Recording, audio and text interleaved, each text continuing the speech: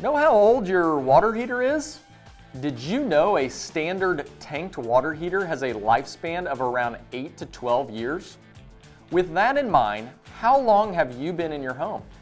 If you've been looking to replace or really aren't sure how long your water heater will last, stay right here because we have an excellent deal for you.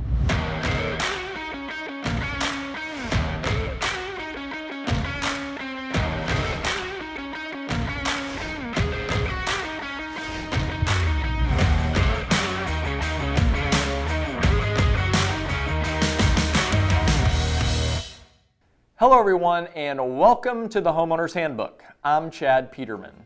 Fixing or replacing a water heater can be a frustrating process, particularly when it breaks down first. One moment everything is fine and the next a chilling reality sets in as you realize no more hot water. As I mentioned, traditional tank style water heaters last around 8 to 12 years. If yours is approaching that age, you've probably already started considering replacement, and now might be the perfect time. Because this month, Peterman Brothers has a special offer on water heaters. You could get a brand new water heater installed for as low as $35 a month.